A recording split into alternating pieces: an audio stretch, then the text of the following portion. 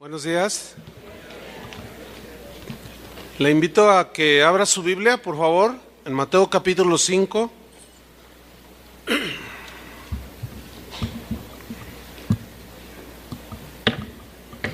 Mateo capítulo 5, versículo 14.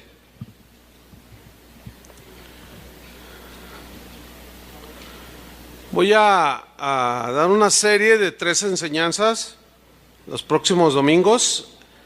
El título es Misión Babilonia. Esta es parte 1. Misión Babilonia, parte 1. Ya verá por qué el título. Vamos a Mateo 5, 14. ¿Ya lo encontró? Ok, voy a leer. Dice: Vosotros sois la luz del mundo. Una ciudad asentada sobre un monte no se puede esconder. Ni se enciende una luz y se pone debajo de un almud, sino sobre el candelero, y alumbra a todos los que están en casa. Así alumbre vuestra luz delante de los hombres, para que vean vuestras buenas obras y glorifiquen a vuestro Padre que está en los cielos. Según el apóstol Pedro, en su segunda carta, capítulo 3, versículo 9, dice que Dios está interesado que todo ser humano se salve de la condenación del infierno. Dice que Él es paciente para con todos. Dice que Dios no quiere que ninguno perezca, sino que todos procedan al arrepentimiento. Y este texto, este pensamiento inspirado por el Espíritu Santo que Dios le dio a Pedro y lo escribió y quedó ahí en el canon bíblico, va perfectamente de acuerdo y cobra significado lo que Jesús dijo en los textos que leímos, cuando Él expresó y dijo: ustedes son la luz del mundo. En otra ocasión Jesús le dijo a sus discípulos antes de ascender al cielo que que cada uno de sus discípulos iba a ser testigo. Un testigo es alguien que habla de algo que presenció, de algo a favor de alguien. Testigos de Jesús. Dice en Hechos 1:8: pero recibiréis poder, esto lo está diciendo Jesús, cuando haya venido sobre vosotros el Espíritu Santo, y me seréis testigos.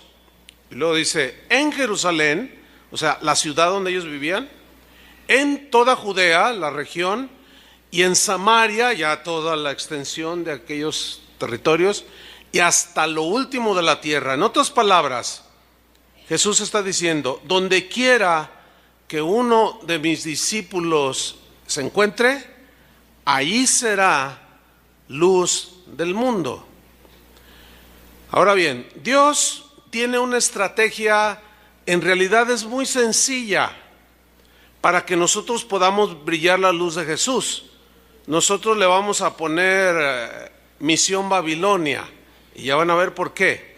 Pues sí, hermanos, miren, Dios en su sabiduría nos asignó a nacer en una familia, nos puso a vivir en una ciudad, nos puso a vivir en un vecindario en específico.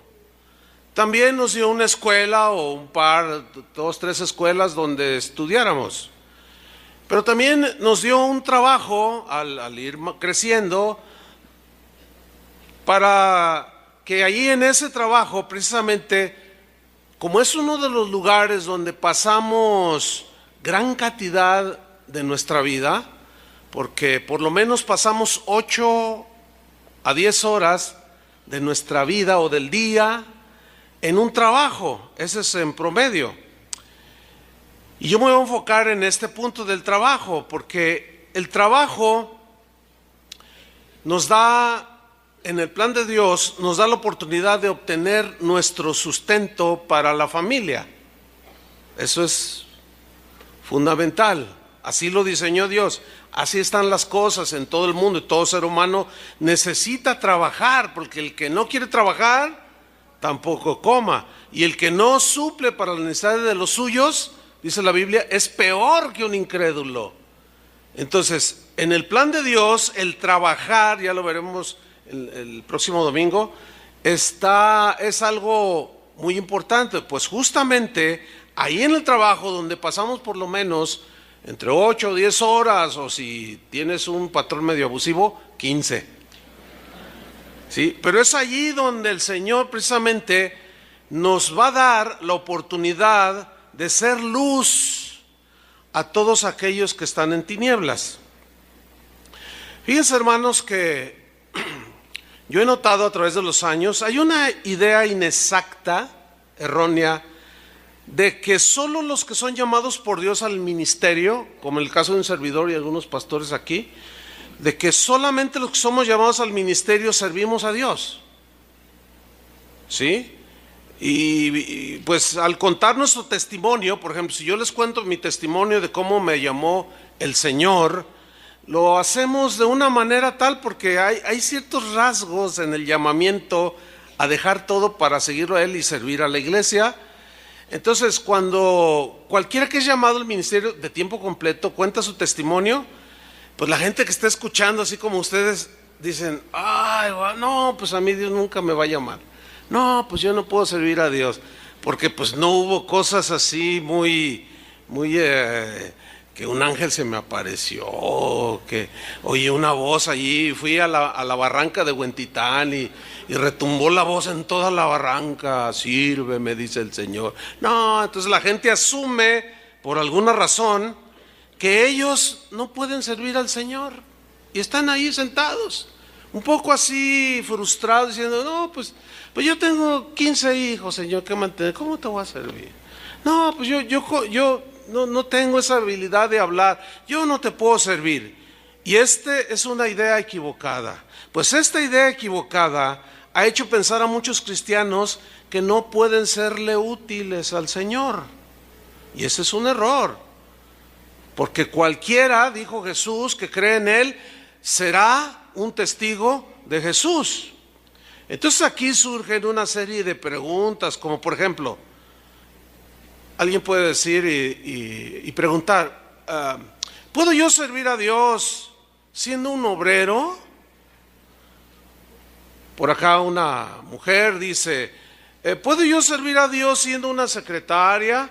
¿Puedo servir a Dios siendo yo un doctor, un licenciado, un deportista, etcétera, etcétera? Bueno, la respuesta es un rotundo sí. Sí puedes servir al Señor, sí puedes ser útil al Señor en la actividad en la que tú te desarrolles. ¿Sí? Entiéndase, trabajo.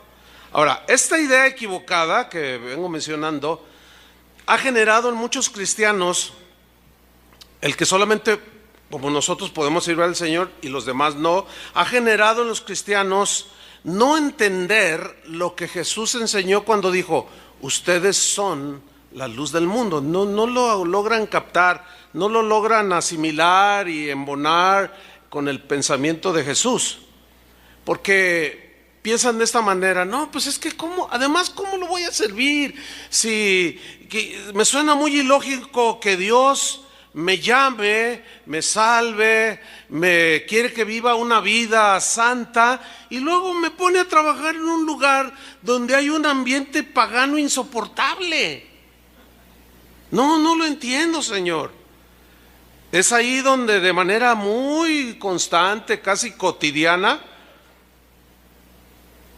los cristianos que tienen esta idea errónea van con sus pastores, y conmigo pues no es la excepción. Seguido vienen y dicen: pastor, ore por mí, sí, por favor. A ver, ¿cuál es el motivo de tu oración? Bueno, mire, pastor, lo que sucede es que allí donde yo trabajo, ay, pastor, si usted supiera, mira qué tremendo es el ambiente. No, si yo le contara, mire, está lleno de adúlteros. Ay, eso me pone mal. Pervertidos sexuales, no, y ahora, no olvídese, pastor. Son un montón de mentirosos, son infieles, siempre están contando chistes groseros,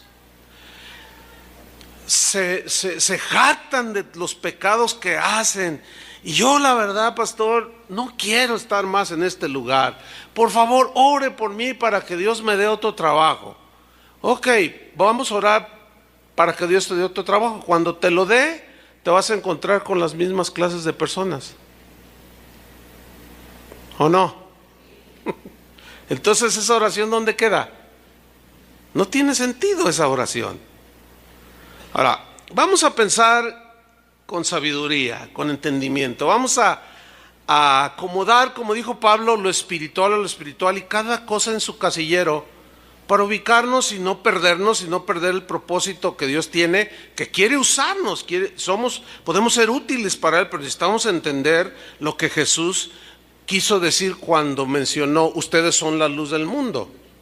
Porque siendo objetivos, les voy a preguntar, ¿alguien de ustedes conoce un lugar donde no existe, alguien de ustedes conoce un lugar donde no haya este tipo de gente? Por favor, levanten la mano y todos vamos a buscar trabajo ahí.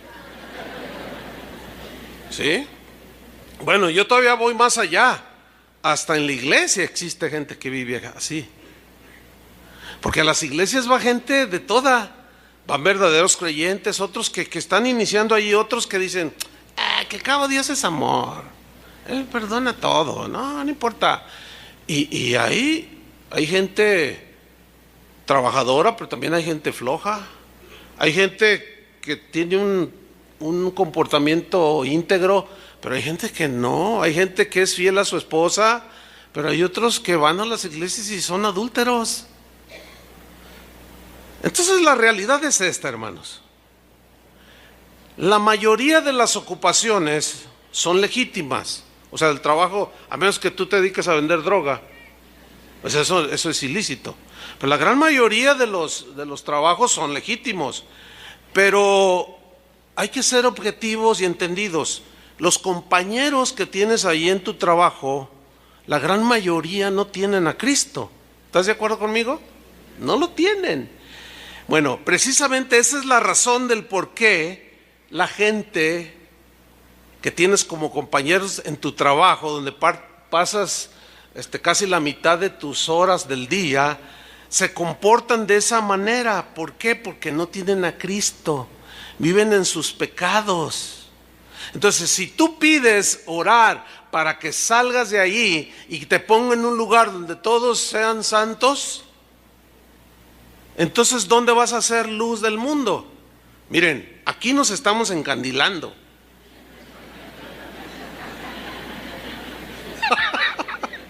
Hay un montón de luz. Yo tengo unas luz, son los hermanos que están allá. Aquí nos encandilamos, aquí hay mucha luz, porque ustedes son hijos de Dios. Pero la Biblia nos dice claramente acerca de lo que hace la gente que vive en el mundo, los que no tienen a Dios. Por ejemplo, en Gálatas 5:19, se las voy a leer en una versión, que es la versión en lenguaje sencillo.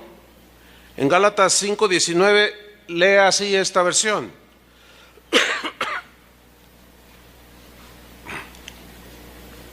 Dice, todos sabemos la conducta que tienen aquellos que obedecen a sus malos instintos. Allí dice que en su versión dice que manifiestas son las obras de la carne, o sea, de la naturaleza del hombre sin Dios. Dice aquí, son infieles a sus esposas, tienen relaciones sexuales prohibidas, tienen muchos vicios, malos pensamientos, adoran a dioses falsos, practican la brujería, la hechicería, odian a los demás, se pelean unos contra otros, son muy celosos, se enojan con todo y por todo y con todos, son egoístas, discuten, causan divisiones, son envidiosos, hasta se matan, son borrachos, en sus fiestas hacen locuras y muchísimas cosas más semejantes o parecidas a esas que mencioné. Dice la Biblia y en esa versión. Bueno, este texto nos está describiendo de manera muy objetiva las condiciones en las que vive la gente que son tus compañeros de trabajo. Claramente nos está diciendo la Biblia. Ahora, la misma idea equivocada de que, bueno, no entiendo cómo Dios me llamó a ser santo y luego me pone a trabajar en un lugar tan espantoso. Bueno, esa misma idea o pensamiento de no entender lo que Jesús quiso decir cuando dijo son luz del mundo, llevó desde los tiempos bíblicos hasta nuestros días, pero en el siglo III, llevó a los cristianos de ese tiempo a que sus intenciones eran buenas, y en su deseo de no contaminarse con las cosas del mundo, de salir del mundo, ellos inventaron, o fue cuando surgieron lo que conocemos como monasterios. La idea, o claustros, ¿sí?, donde grupos de personas que querían vivir una vida de oración, de contemplación, de meditación, se aislaban de todos los demás para poder vivir su vida santa y no contaminarse con el mundo, ¿sí?, sin entender de que el mundo y la maldad está en el corazón.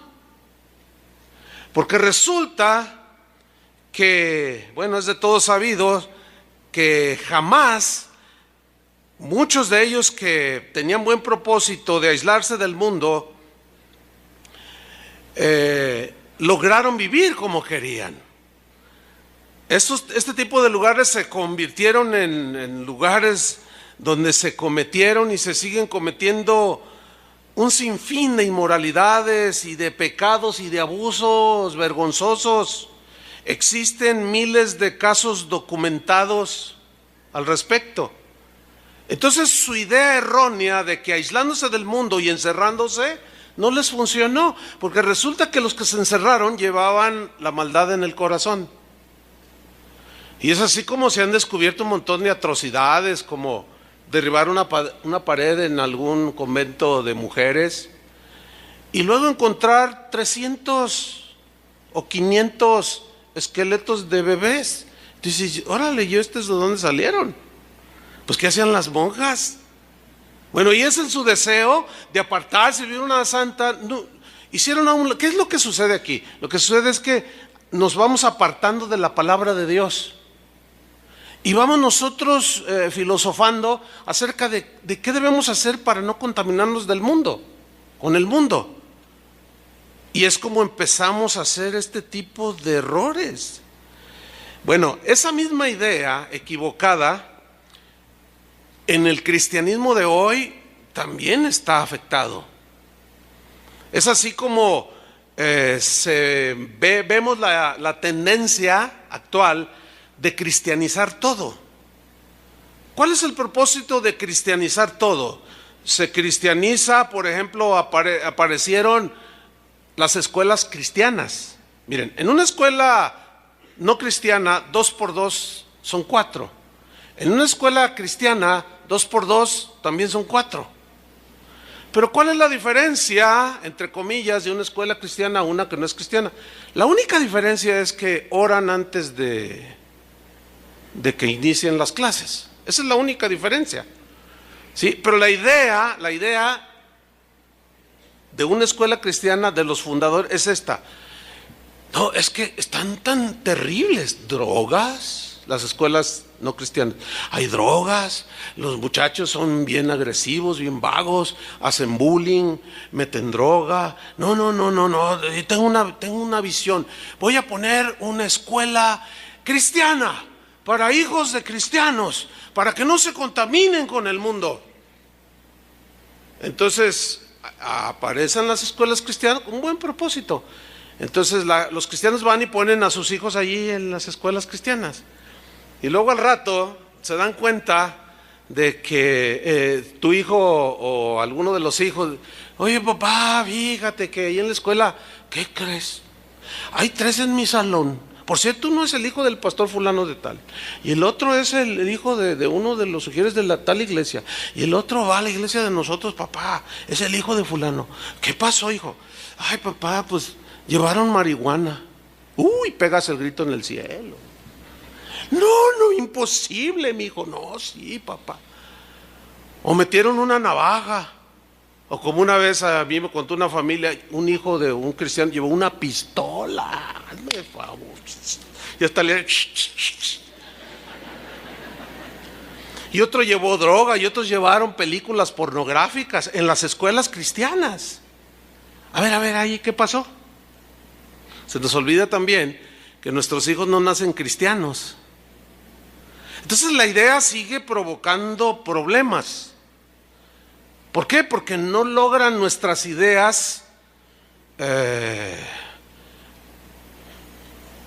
se logre lo que nosotros pensamos. Separarlos del mundo para que no se nos contamine. Y así nos vamos a la universidad cristiana, igual. Siguen sucediendo las mismas cosas que en las no cristianas.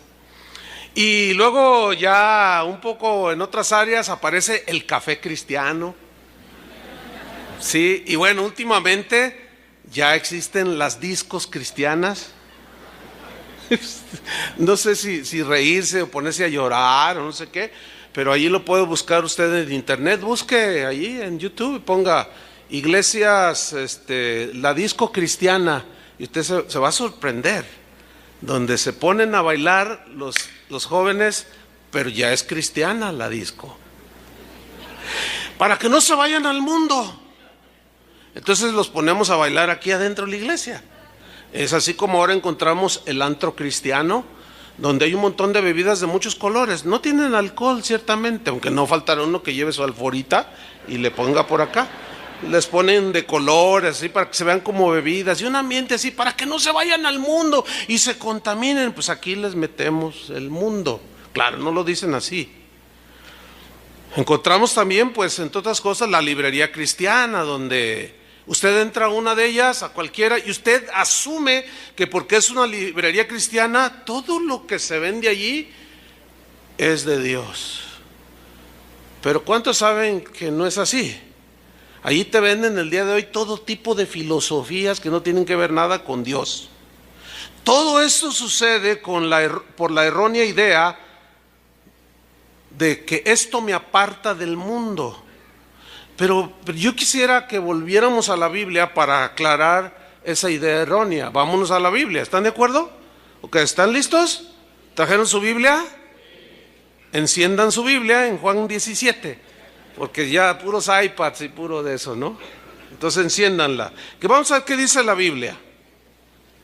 Vamos a ver en Juan 17, vamos aquí a ver a Jesús precisamente. ¿Qué dijo Jesús? Vamos a leer un poco acerca de su oración tan conocida que hizo ahí en Juan 17 antes de su sacrificio, antes de ir a la cruz. Él está allí orando con el Padre. Y en Juan 17:14, mire lo que dice Jesús. Dice, yo les he dado tu palabra. Está orando con el Padre. Y el mundo los aborreció. Aquí cuando dice el mundo los aborreció, se refiere, es obvio, por el contexto, se refiere a la gente que vive sin temor de Dios. ¿Aborreció a quiénes? A los que allí está hablando de los discípulos del tiempo de Jesús.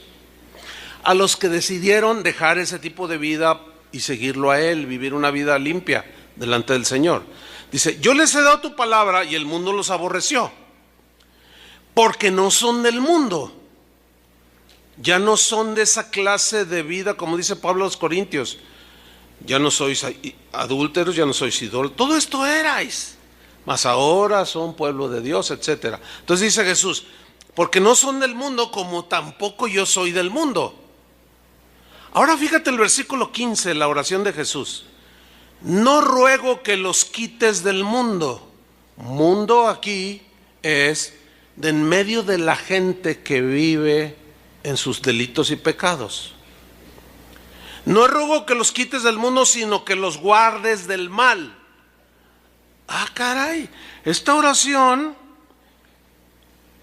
nos enseña que es inútil que oremos para que Él nos quite del trabajo donde estamos, para que nos dé otro donde haya mejor tipo de gente. No va a suceder nada de eso.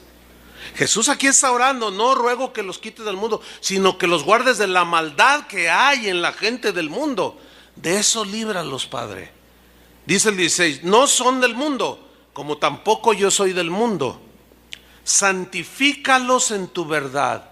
Purifícalos, límpialos, trata con ellos, fórmalos, hazlos santos en tu verdad. Tu palabra es verdad. Ahora mira el 18. Como tú me enviaste al mundo, mundo aquí es a la gente que vive en sus pecados. A los adúlteros, los homosexuales, los asesinos, todo lo que es perversión y corrupción de la naturaleza humana, del ser humano. Dice así Jesús: como tú me enviaste al mundo. ¿Qué dice? Así yo los he enviado al mundo. Así es que vaya reemplazando la idea errónea por la verdad, el verdadero pensamiento de Jesús. ¿Me están siguiendo? Ok. El apóstol San Pablo, conocedor de este principio, su pensamiento del apóstol Pablo era el mismo, lo había entendido. Y en primera carta a los Corintios, vean lo que escribió a los Corintios precisamente. 1 Corintios 5:9.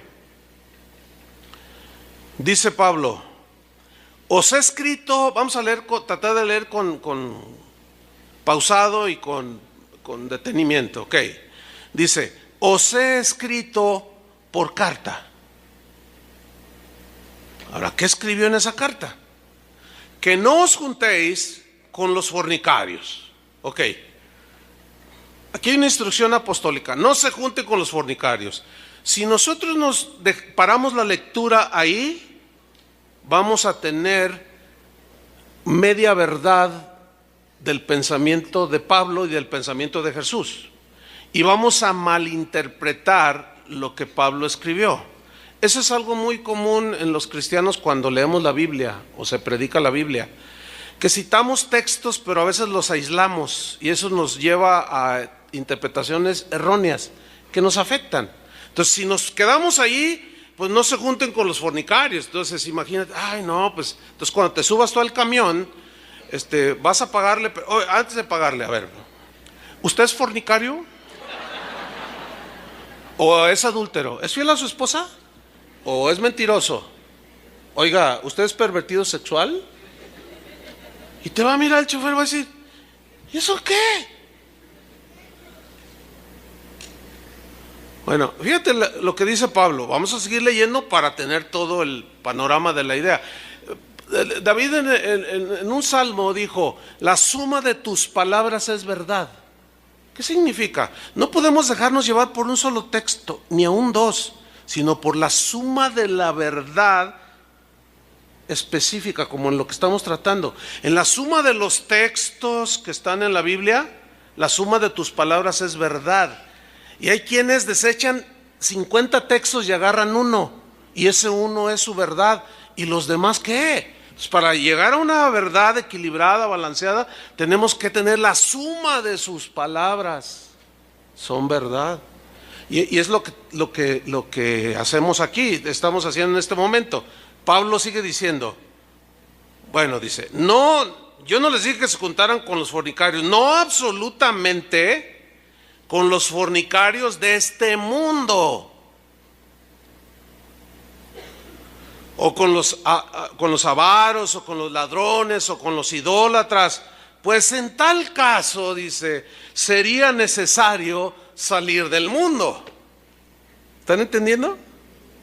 Pablo dice: no, a ver, yo les escribí una carta, pero yo no sé dónde tenía la cabeza, no la leyeron con detenimiento lo que yo dije. Ustedes lo entendieron mal, entendieron lo que quisieron y concibieron una idea errónea. Yo no les dije que no se juntaran con los fornicarios de este mundo. ¿Cómo le van a hacer para no relacionarse? ¿Cómo van a llegar a ser luz del mundo si ustedes se aíslan de todos ellos? No van a poder testificar de Jesús. No, y luego les revierte la tortilla y dice: no, dice, miren, más bien yo les escribí que no se junten con ninguno, versículo 11, que llamándose hermano fuere fornicario, avaro, idólatra, maldiciente o borracho o ladrón, con el tal ni aun comáis. ¿Y saben qué es lo que hacemos? Todo lo hemos invertido. O sea, rechazamos, juzgamos, menospreciamos a los pecadores de este mundo. No, chusma, no nos juntamos contigo. Y luego venimos a la iglesia y hay conductas desaprobadas por Dios. Dios diseñó un sistema de disciplina para mantener a su iglesia lo más limpia posible. Y delegó a los pastores que ejerzan esa disciplina. Entonces, a alguien que se emborracha seguido, que dice, ay, pues es que la verdad, hermano, pues me gusta. No, pues, y luego ya está invitando a otros y se van por allí y empiezan a, oye, no, discúlpame, hermano, es que esa conducta no está bien. O alguien que es ladrón, entonces se le llama la atención, hermano, arrepiéntete, deja ese pecado, y no lo hacen, y se empecinan y se endurecen, no lo hacen. Tenemos que aplicar disciplina, ¿entiende? Que puede llegar, ya en el último de los casos, a ser despedidos de la congregación. Y cuando ha sucedido, los demás saben que son así, que no están reflejando a Cristo.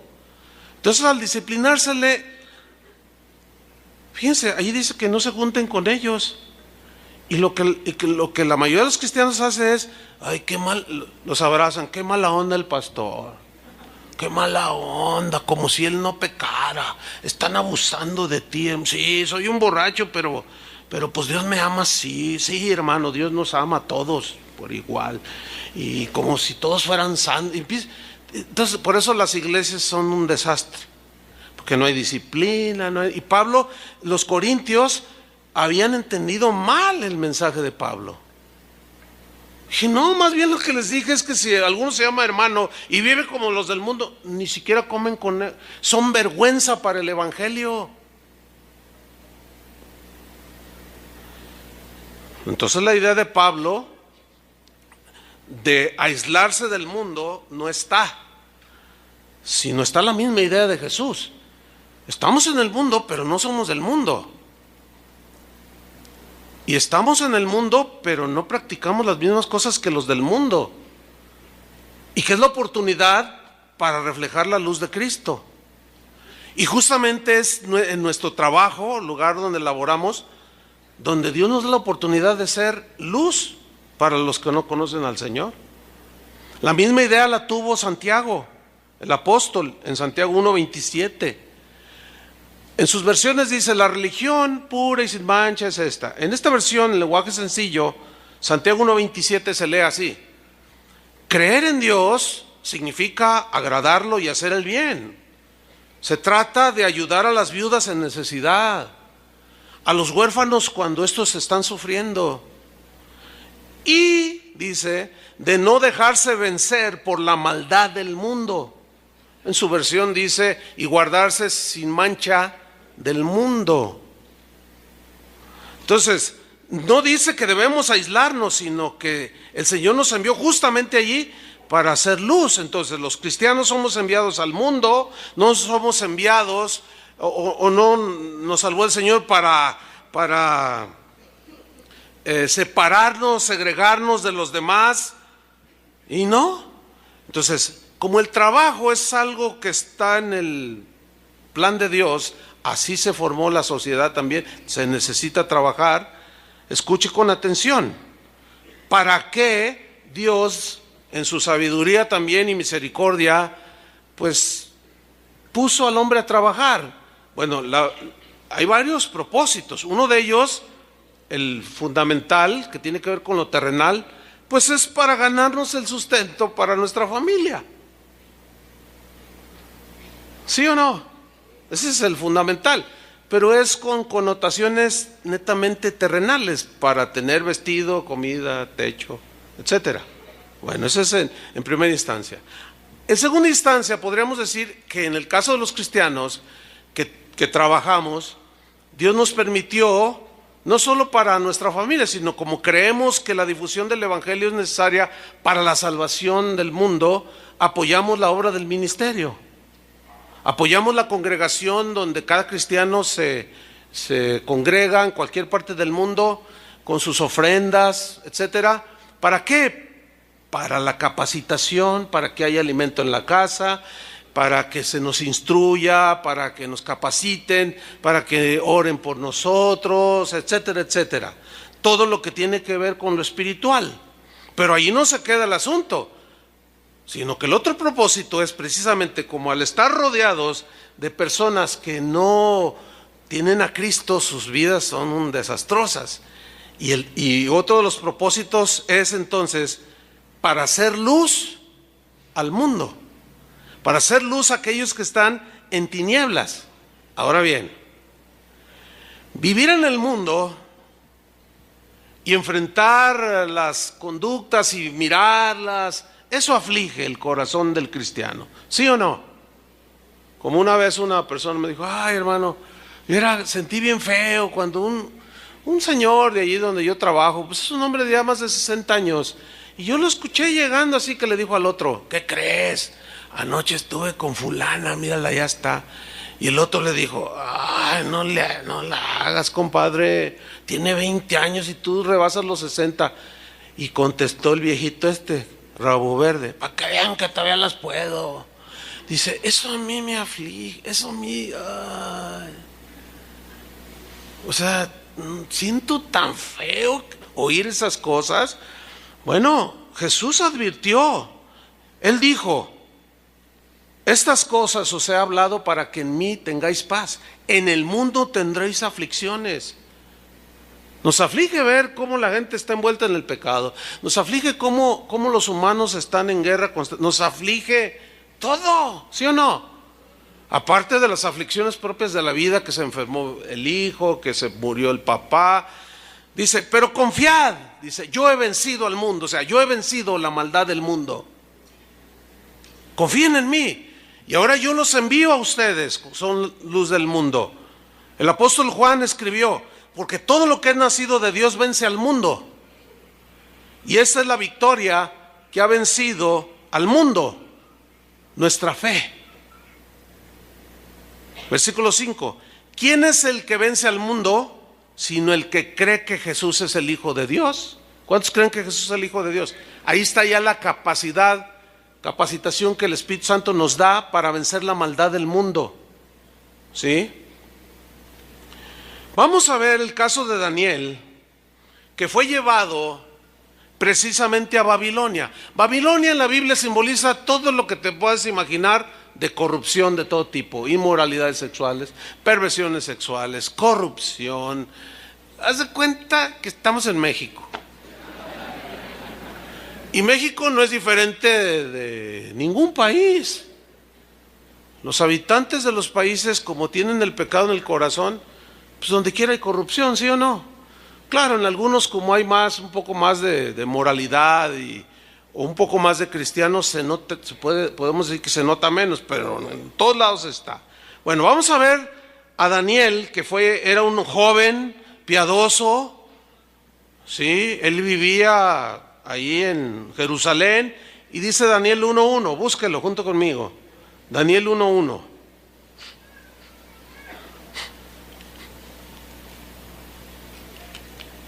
Dice así.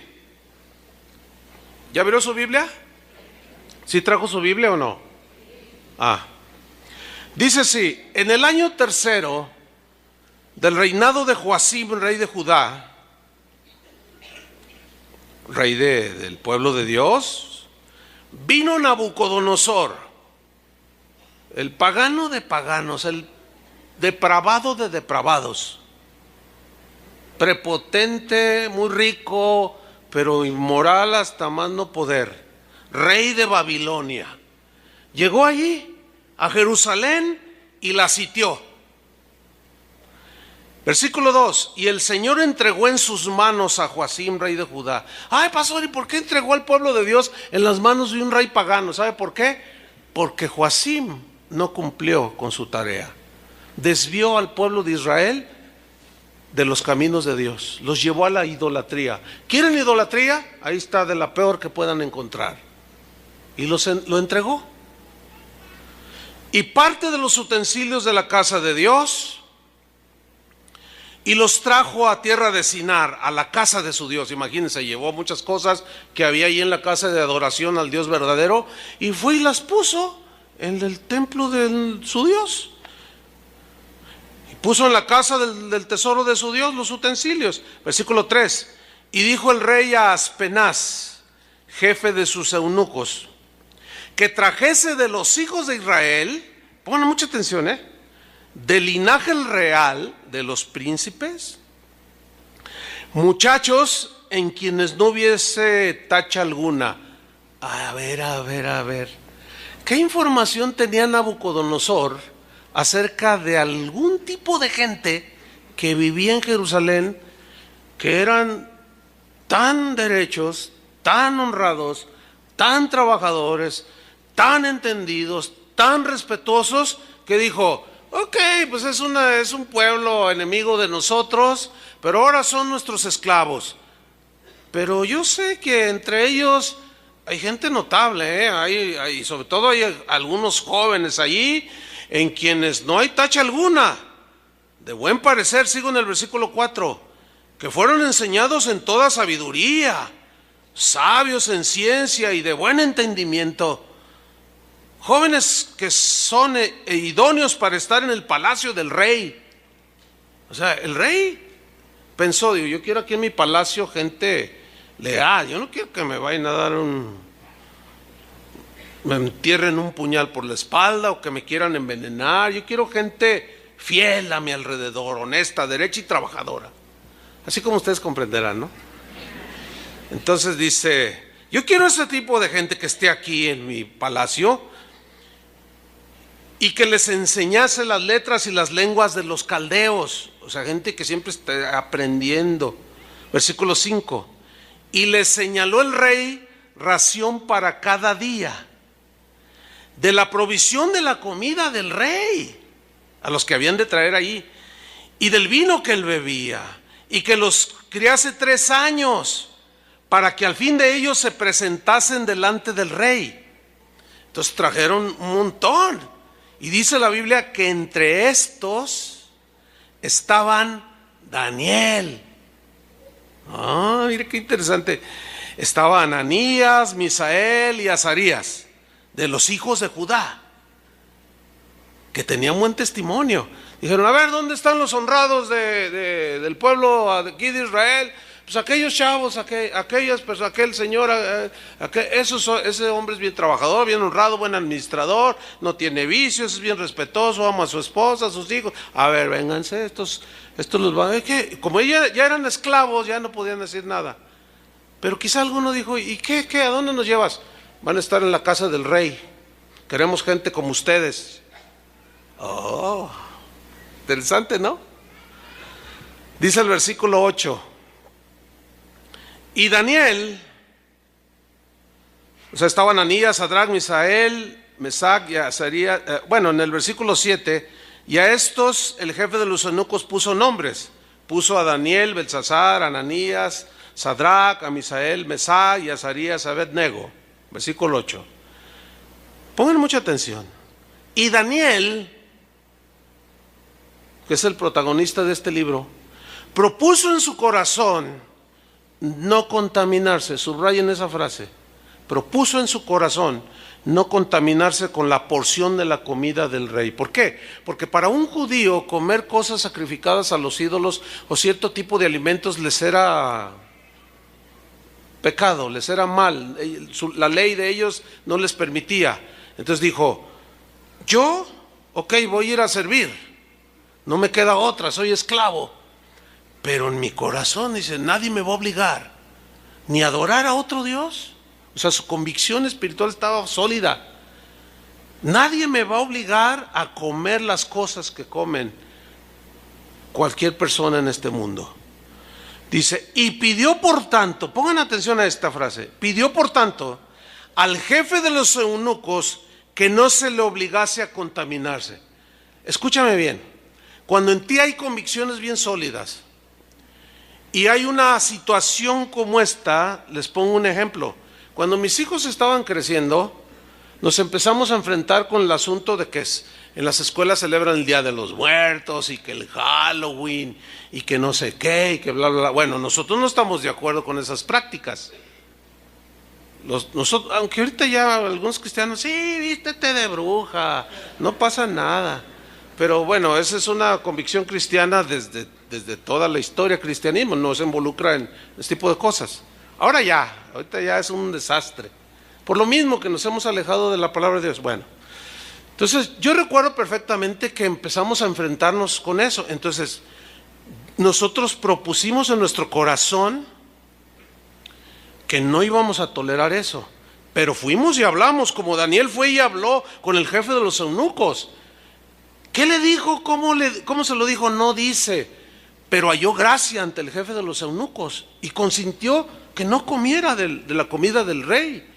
Y escúchenme, hermanos, en esa etapa, sobre todo en la primaria de mis hijos, íbamos con los maestros y hablábamos, pero no llegábamos, oiga, maestra, ¿qué no sabe que eso es del Satanás?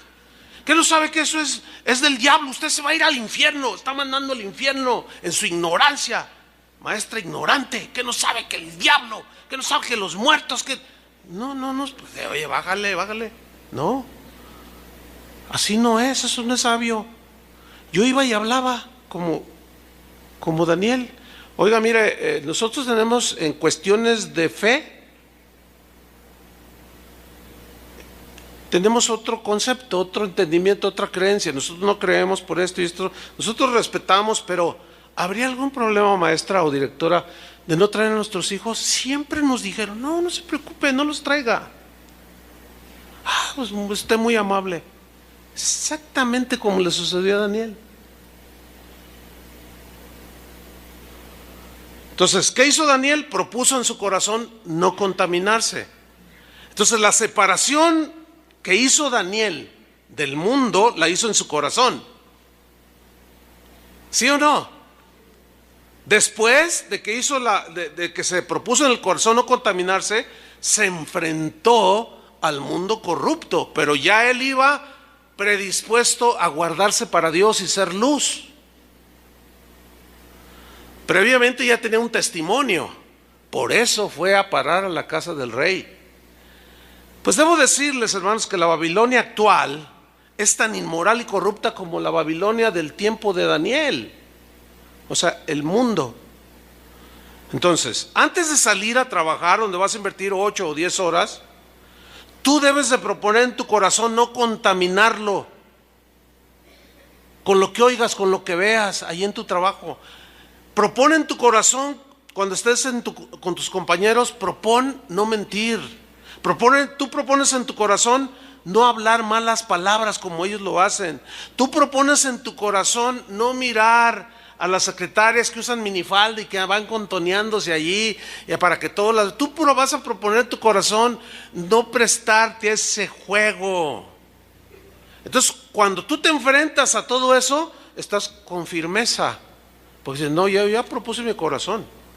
No voy a calumniar a mis compañeros, voy a trabajar, no voy a hacer así, que se va el jefe y agarro mi torta de 2 metros y empiezo a comérmela. Y luego ya, ahí viene el jefe, aguas, y la guardas y... Hola, aquí chambeando, jefe. No, tú no vas a hacer eso. Tú lo vas a proponer en tu corazón como Daniel lo hizo. Ahora bien, este tipo de decisiones te llevan a una conducta distinta porque eres distinto, eres un hijo de Dios. Pero esto a la vez te va a provocar burlas, te va a acarrear desprecios, te va a acarrear injusticias. Pero yo te voy a decir una cosa, dejarás el testimonio de Jesús ahí, brillarás la luz de Jesús ahí, precisamente donde Dios te puso. Pero tú te propones antes de cualquier cosa, antes de salir, te propones en tu corazón no contaminarte. Y cuando los compañeros suelten el último chiste rojo de Pepito, por los demás, pero tú no pierdas todo. No. Mira, el otro día fui a un comercio, buscaba yo algo y un asesoramiento. Llegué y empecé a hablar. Bueno, es un señor, una tienda donde yo ya lo conozco a él. Y casi coincidió con otro señor que vino, coincidimos en lo mismo, buscábamos el mismo producto. Entonces empezamos a hablar, entonces yo le pregunté, oiga, ¿qué será mejor hacer aquí? Y este hombre, de 10 palabras, 9 son palabras obscenas, groseras, de mal gusto, fuertes, vulgares. Usted me entiende, ¿no? De 10, 9. O sea, todo lo que dicen para decir de un tornillo, dicen 10, que ta es el tornillo. Y el otro le respondía igual. No, ta. Un tornillo. Bueno, y yo estaba en medio de los dos. Bueno, como tengo bien, hace ya años, ¿no?, de proponer en el corazón y de entender este principio, yo le doy gracias al Señor por los que me instruyeron en mis inicios sobre estos puntos. Porque yo ya me empezaba a dar cuenta que había otras iglesias en Guadalajara. Yo pensé que cuando me convertí, pensé que la iglesia, todas las iglesias eran iguales a donde yo me convertí, y no es cierto. Porque, bueno, en los trabajos yo me daba cuenta, me encontraba quizás, o en la calle, otros cristianos que pensaban muy diferente. Y yo, de pronto en aquel tiempo eran cassettes, mira, te presto este cassette. Y oía yo predicaciones de gente, no, si se muere tu abuelo, no se te ocurra meterte en ese nido de idolatría. Ustedes me entienden, ¿no? Y si se casa tu hermano, no vayas, no contamines tus hermosos pies. Entonces, ¿y qué onda con estos? Si no, entonces, ¿cómo vamos a ser testigos? Entonces, este principio me ayudó. Por ejemplo, cuando se murió mi suegra, ella era cristiana cuando murió, pero en ese tiempo, buen número de la familia de ella no eran cristianos. O sea, tenían su religión y bueno, muere mi suegra. La mayoría era de la religión popular, pues. Y la llevaron a la iglesia para que le hicieran su misa, ¿no? Pero nos llegó el comentario de que, a ver si vienen, a ver si de veras amaba a su mamá, o sea, mi esposa. A ver si ese Chuy de verdad amaba, como decía, tanto a su suegra. A ver, ya los veremos aquí. Entonces, mi esposa y yo hablamos y, ¿qué vamos a hacer? Vamos a ir. Vamos a estar allí. Tenemos convicciones bien sólidas. Como Pablo, cuando llegó a Atenas, Grecia, dice que se enardecía su espíritu mirando la ciudad entregada a la idolatría, y había altares de un montón de dioses, pero no llegó. ¡Miren! No hizo nada de eso, ni agarró un palo y le voló la cabeza al dios no sé qué, y el otro agarró un jarro de pintura y ¡órale, ahí está su dios! ¡Ídolos! Y ustedes son igual que ellos, tienen ojos y no ven, tienen oídos y no oyen, montón de idólatras, al infierno se me van. No hizo nada de eso. Dentro de él estaba enardecido, pero fue sabio, y estaba ahí en medio de todo, Él sabía que un ídolo no era nada, porque él lo escribió en una de las cartas. Un ídolo no es nada en este mundo, pero no todos tienen este conocimiento, dijo. Entonces, de pronto encuentra un altar que decía una inscripción: altar dedicado al Dios no conocido. Dijo, ¡hey! Yo sí lo conozco a este. ¿Cómo? Nadie lo conoce. No, pero yo sí lo conozco. Les vengo a hablar de él. No, o sea, atrajo la atención. Predicó, lo llevaron al Areópago donde disertaban todos los filósofos. Les predicó y se convirtió, entre otros, el encargado del Areópago, el Areopagita. Y otros principales ahí. Y otros rechazaron. Pero se salvaron algunos. Y fuimos al velorio, ahí al funeral de la suegra, de mi suegra y la mamá de mi esposa. Y nos paramos allí. Y habían dicho los familiares, no, a ver, que se hinquen. O sea, y nosotros mirábamos, porque nos sentamos a la mitad y mirábamos que volteaban así.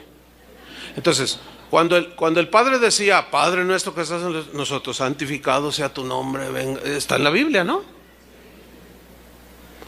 Y luego empieza su sermón. Escuchen, se tiró un sermón sobre la resurrección que ya quisiera oírlo, ese sermón de muchos pastores. Bíblico, bien aplicado, infundiendo la esperanza de la resurrección a los creyentes. Y dije, no, pues qué tremendo.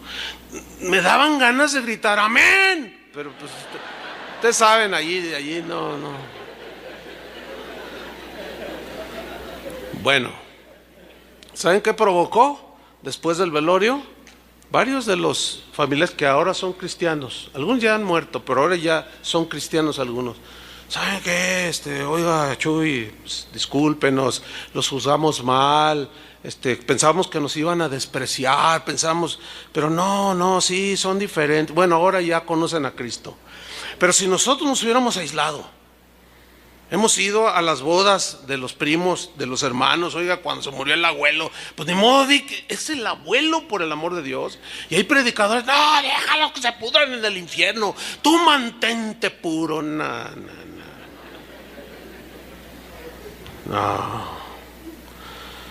Bueno, nos vamos a acarrear desprecios, injusticias, burlas por el testimonio de Jesús.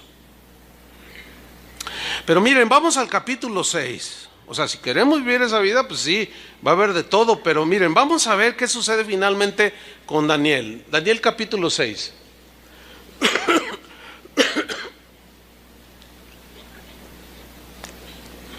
Ahora, quiero hacer una aclaración. Yo no les estoy diciendo, porque luego hay muchos corintios en las iglesias. Uno les explica algo, como Pablo, yo les escribí por carta que no se junten con los fornicarios. Pero ustedes entendieron, yo no les estoy diciendo que vayan al antro cristiano. No les estoy diciendo que, ¿verdad que no les estoy diciendo eso? Ok, aclarado.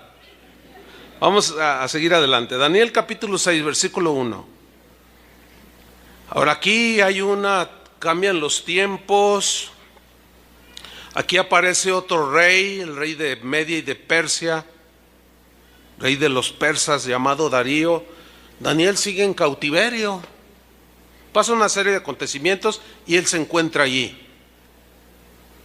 Pero miren lo que sucede aquí. Pareció bien a Darío constituir sobre el reino, su reino que era bastante grande, 120 sátrapas. Los sátrapas eran los gobernadores, que gobernasen en todo el reino. O sea, parece como que eran 120 provincias, según los 120. Bueno, versículo 2. Y sobre ellos, o sea, los 120, 3 gobernadores, de los cuales, ¿qué dice? Daniel era uno de estos 3. Ah, caray. A ver, vamos a analizar el punto. Resulta que él llegó como un simple esclavo allí a servir la comida del rey, y ahora resulta que pasan los años y ahora está bajo el dominio de Darío, otro rey pagano, y ahora resulta que es de los 3 que están gobernando. ¿Qué pasó allí? ¿Saben qué pasó? Dios lo bendijo, lo prosperó, a pesar de vivir y convivir con gente de lo peor. Y siguió siendo luz el tal Daniel. Y Daniel era uno de los 3, sigo leyendo, a quienes estos sátrapas, dice Darío, diesen cuenta para que el rey no fuese perjudicado. O sea, el rey dijo, no, yo tengo que cuidar toda mi hacienda, todo el dinero, toda la administración de aquí, de esto. Y hay uno que me llena los requisitos. Ese es un cristiano que va a casa de oración. Ay, sí. ¿Ustedes se la creyeron? Dice, no, hay uno, Daniel, ese yo le puedo dejar cualquier cosa. Sé que no me va a robar, sé que no va a abusar de mi confianza, sé que no me va a traicionar, sé que no va a despilfarrar, me va a administrar bien. No quiero que nadie me perjudique. Y yo pienso en Daniel, versículo 3. Pero Daniel mismo era superior a estos sátrapas y gobernadores, porque había en él un espíritu superior, y el rey pensó en ponerlo sobre todo el reino. Mire, yo he escuchado que donde dice aquí que él tenía un espíritu superior, se refiere al Espíritu Santo, pero ese no es lo que dice el texto, aunque sabemos que el Espíritu Santo tiene que ver mucho y tuvo que ver mucho en la vida de Daniel. ¿Me explico? Pero aquí lo que el texto enseña sobre que había en él un espíritu superior, hay otras versiones que lo aclaran muy bien, hablan de una gran honestidad, una gran disposición para hacer las cosas bien, con integridad, con diligencia. Eso significa espíritu superior aquí. Él tenía un espíritu superior, tenía un espíritu tan superior que nunca se prestó a la corrupción. Tenía un espíritu mucho más recto y valioso, que nunca se prestó al robo. Al que, ¿cuánto es de la nota? 500 pesos, te le pongo 10,000 y me das 3,000 y los otros 7 son para ti, órale, te le firmo. Ustedes saben a lo que me refiero, ¿no? ¿Verdad que sí saben? Ay, yo quiero una secretaria como esa. ¿Qué más dice? Espíritu superior. Y dice al final del versículo 3, y el rey pensó en ponerlo sobre todo el reino, claro. Eso es obvio. Si tú tuvieras un restaurante, necesitas un gerente, ¿qué tipo de gerente te gustaría poner? Fíjense, para memoria de mi padre, él, aún no siendo cristiano, fue un hombre siempre bien honesto. Él fue hotelero, gastrónomo de carrera. Él le tocó inaugurar los hoteles aquí en la ciudad y en varias partes del país, de los más famosos, pues. Por ejemplo, Camino Real, él fue gerente allí, en fin. Y bueno, se hizo viejito, se jubiló. Y yo miraba cómo llegaba, porque él vivió un tiempo en mi casa, y cómo iban y lo buscaban a mi papá, muchos hoteleros.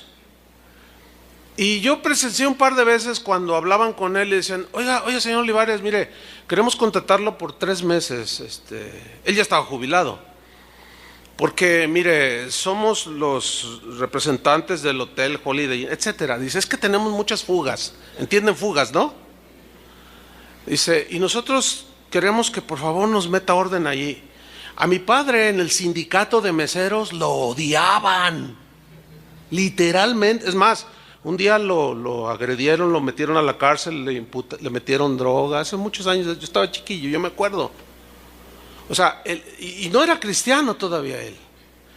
Y lo contrataban a él para que les arreglara todas las fugas, todo de donde robaban, y en 3 meses lograba él hacerlo. Lo odiaban con odio jarocho.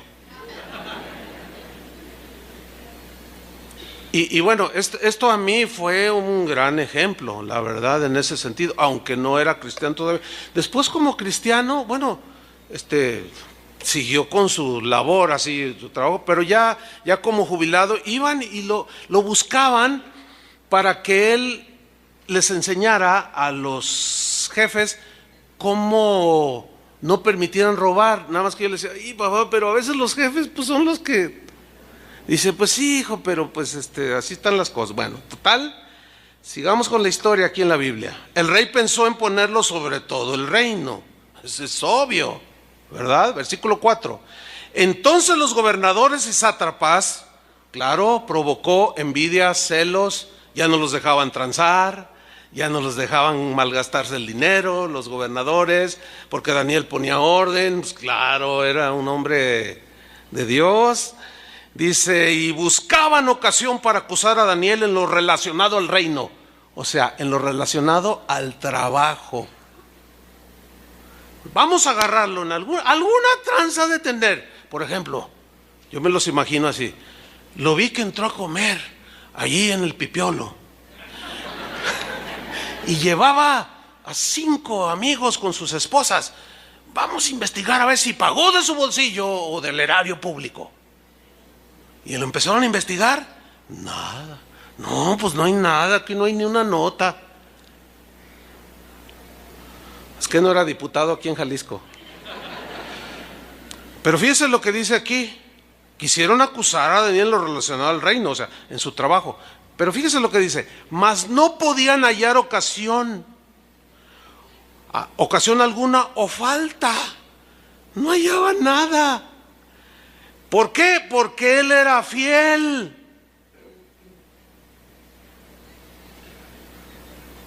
Y ningún vicio ni falta fue hallado en él. No. Pues ¿de qué mundo era este? Estaba en el mundo, pero no era del mundo. Fíjense, ni siquiera... No, yo sé que se las truena. Por ahí me dijeron, vamos a agarrarlo, vamos a contratar un paparazzi. Y vamos para que lo agarre ahí en la azotea. Y el otro ya trepado el paparazzi a una cuadra con su camarota. Y sale Daniel ahí en la azotea, ¿verdad? Y ahorita va a sacar su tabiro, ¿cómo no? Y empieza y no, pues ¿cuál? Nunca sacó nada. Ni siquiera fuma. Híjole, ¿ahora qué haremos? No hemos hallado nada que acusarlo para quitarlo. Nos estorba. Ya no podemos ganar lana en este gobierno. Los hombres honrados son una maldición. No lo queremos aquí. Entonces fíjese lo que sucedió en el versículo 5. Entonces dijeron aquellos hombres y planearon una conspiración. Dijeron: no hallaremos contra este Daniel ocasión alguna para acusarle. No hay nada. Está limpio el tipo. Dice: si no la hallamos contra él en relación con la ley de su Dios. Ponga atención. Aquí ya se metieron con asuntos de fe, de conciencia, de religión. Dijeron: no, pues en lo del trabajo no hay nada, pero vamos a darle por el asunto del... Vamos a armar una conspiración y vamos a quitarlo, sea como sea. Y conspiraron contra él. Versículo 6. Entonces estos gobernadores y sátrapas, o sea, los 120 y los otros 2, se juntaron delante del rey y le dijeron así: Rey Darío, para siempre vive. Y yo me lo imagino ahí sentado en su silla, ¿no? Y todos ahí: oh, Rey Darío, para siempre vives.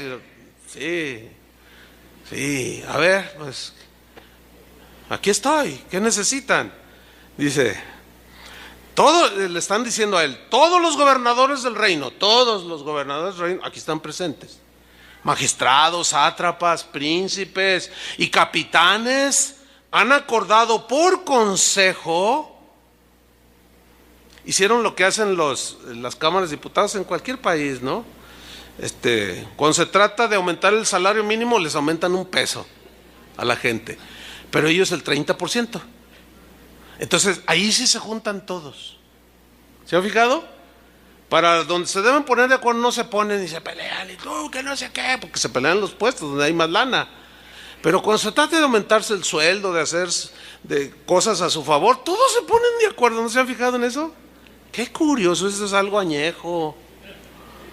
Y se juntaron todos ellos y dicen: mira, todos están aquí, hemos acordado por consejo que promulgues un edicto real y lo confirmes, rey.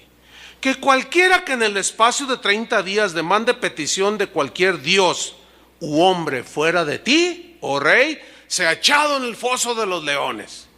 ¿Qué les parece, a los gobernantes haciendo ese tipo de leyes?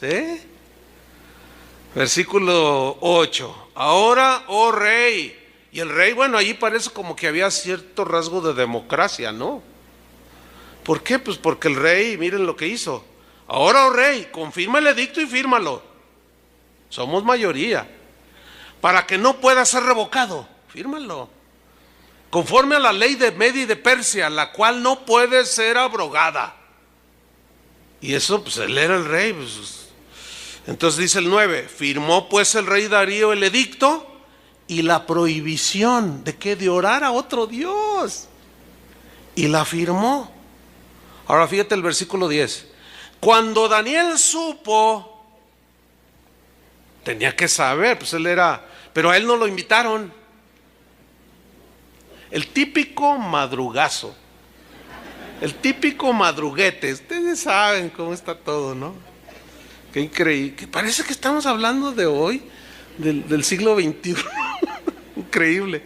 Dice, cuando Daniel supo que el edicto había sido firmado, fíjense lo que hizo. Entró en su casa y, abiertas las ventanas de su cámara que daban hacia Jerusalén, se arrodillaba 3 veces al día y oraba y daba gracias delante de su Dios como lo solía hacer antes. Fíjense bien, nada cambió sus convicciones de fe. Dijo, bueno, está la prohibición, yo sé que al que lo agarren en esto lo van a echar al foso de los leones, pero... y abría las ventanas, así hacían los judíos cuando estaban fuera de Jerusalén, se dirigían oraban hacia la dirección donde estaba Jerusalén, donde estaba el templo, y levantaba sus manos y empezaba a orar y a clamar y a adorar al Señor, como lo solía hacer siempre, nada lo alteró. Y aparecen los paparazzis. Dice versículo 11, entonces se juntaron aquellos hombres y hallaron a Daniel orando y rogando en presencia de su Dios. O sea, la idea aquí es que lo estaban espiando, porque sabían que él era un hombre de convicciones, y lo empezaron a espiar. Ahí está, saca tu iPhone, públicalo en tu Face, que todo mundo se dé cuenta. Ahí está un violador de la ley de Media y de Persia, y va a ir a dar, no a la cárcel, al foso de los leones.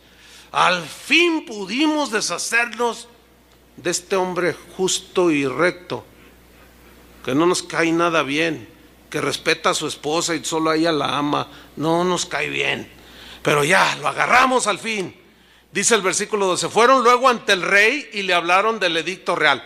Pero fíjense el tono, llegan, se presentan, a ver, audiencia, y le dicen, ¿no has confirmado, edicto, que cualquiera que en el espacio de 30 días pida a cualquier dios u hombre fuera de ti, oh rey, sea echado en el foso de los leones? Respondió el rey diciendo, sí, ¿verdad? Es verdad eso, conforme a la ley de Media y de Persia, la cual no puede ser abrogada. Porque tenía su orgullito también, acuérdense que era pagano también. Dice el versículo 13, yo me los imagino mirándose el uno al otro, cerrándose el ojo así como diciendo, ya estuvo, irá mucho billete acá, vamos a hacer muchos negocios. Versículo 13, entonces respondieron y dijeron delante del rey, bueno, mira, rey, Daniel, que es de los hijos de los cautivos de Judá, no te respeta a ti, oh rey, ni acata el edicto que confirmaste, sino que 3 veces al día hace su petición a otro Dios. ¿Qué te parece, rey? Cuando el rey oyó el asunto, le pesó en gran manera. Y miren lo que hizo, y resolvió librar a Daniel. O sea, dijo, ay, híjole, ya me enredé yo mismo, porque le tenía alta estima. Era el más honrado de todos. Pero ahora él mismo había firmado un edicto, y ahora ¿qué hago? Entonces dice aquí que él le pesó en gran manera, y hasta la puesta del sol, dice el versículo 14, trabajó para librarle. O sea, ideando cómo hacer que Daniel no fuera destrozado por los leones. Pero fíjate lo que dice el versículo 15, pero aquellos hombres rodearon al rey.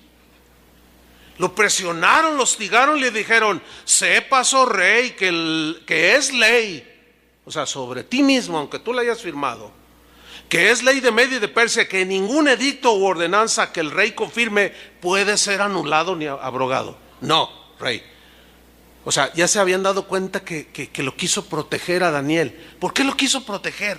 ¿Te imaginas a tu patrón queriéndote proteger? ¿Porque tú trabajas bien? Porque has sido luz, qué bendición, ¿no? Aunque los demás que te rodean te odien. Dice el versículo 16, entonces el rey mandó y trajeron a Daniel, lo pusieron contra la espada y la pared, y le echaron en el foso de los leones. Y el rey dijo a Daniel, este es el tono en que le dijo, el Dios tuyo, a quien tú continuamente sirves, Él te libre. Yo no pude hacer nada, Daniel. Yo la verdad te estimo tanto, sé que eres un hombre de verdad, no me equivoqué cuando quise traer jóvenes como ustedes. Y no solo está esta historia, está la de Sadrach, Mesach y Abednego, que lo echaron al horno de fuego, ¿se acuerdan? Por lo mismo, no se doblaron y fueron testimonio. Pero yo te aprecio, Daniel, pero no puedo hacer más. Yo ya agoté toda mi autoridad. El Dios tuyo a quien sirves continuamente, que Él te libre, Daniel. Y dice el versículo 17: y fue traída una piedra y puesta sobre la puerta del foso, la cual selló el rey con su anillo y con el anillo de sus príncipes. O sea, todos ahí, y el que lo violara era pena de muerte, para que el acuerdo acerca de Daniel no se alterase, y todos pusieron su sello. Versículo 18: luego el rey se fue a su palacio, pero miren lo que dice: y se acostó ayuno, o sea, sin comer. Ni instrumentos de música fueron traídos delante de él, y se le fue el sueño, dice. Versículo 19: el rey pues se levantó muy de mañana y fue apresuradamente, yo me imagino corriendo, fue al foso de los leones, y acercándose al foso llamó a voces a Daniel con voz triste, sabiendo que era inevitable que esos hambrientos leones, que por costumbre no les daban comida por un par de meses para que estuvieran desesperados.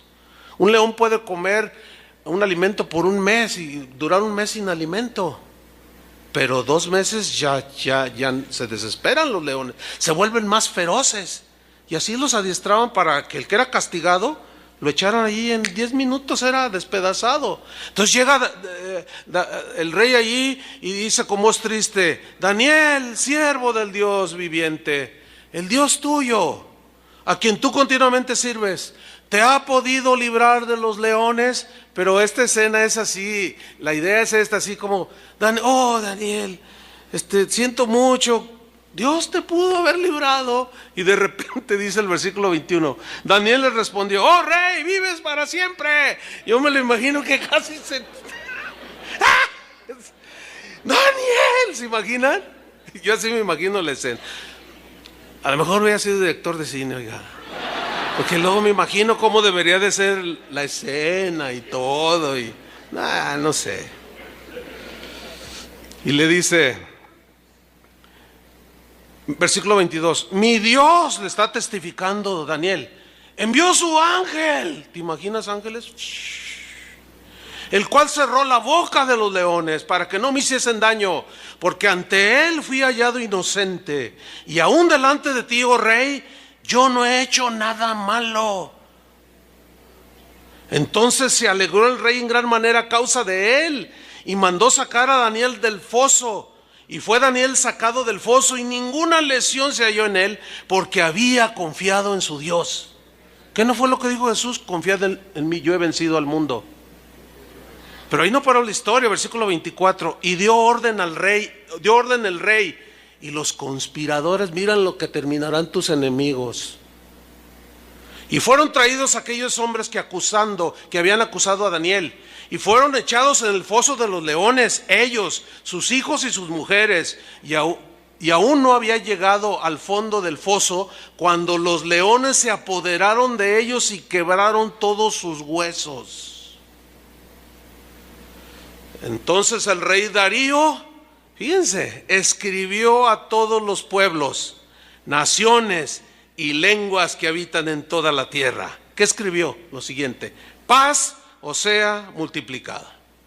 De parte mía es puesta esta ordenanza, que en todo el dominio de mi reino todos teman y tiemblen ante la presencia del Dios de Daniel, porque Él es el Dios viviente y permanece por todos los siglos, y su reino no será jamás destruido, y su dominio perdurará hasta el fin. Él salva y libra, y hace señales y maravillas en el cielo y en la tierra, y Él ha librado a Daniel del poder de los leones. ¿Qué les parece? Esto es exactamente lo que Jesús dijo: ustedes son la luz del mundo. Una luz no se esconde debajo de una cama o de una caja. No, así vuestra luz brille para que alumbre a los hombres y vean vuestras buenas obras, o sea, tu vida, y glorifiquen a su Padre que está en los cielos. Exactamente lo que hizo Daniel. Un rey pagano, mira lo que está diciendo un pagano. No hay otro Dios como es. Él salva, Él libera, Él hace esto, Él es poderoso. Y ahora dice, sepa toda la tierra. Todo por el testimonio de un jovencito llamado Daniel. Y termina el versículo 28. Y este Daniel prosperó durante el reinado de Darío y durante el reinado de Ciro el persa. O sea, todavía continuó. Y déjame terminar con esta historia del siglo XXI. Se transcurrió el año pasado. Un pastor de una de las casas de oración, un joven abogado, se casó con una chica de la congregación, siempre pues muy callado, muy propio, muy respetuoso. Bueno, es de un pueblo y se reunía en la iglesia del papá de su suegro, pues que era de casa de oración también. Pero en ese tiempo pues él ahí empezó a ejercer como abogado y pasó el tiempo. Y un día vino con Adrián y le dijo, así conmovido, tenemos un llamado de parte del Señor para iniciar una congregación en nuestro pueblo.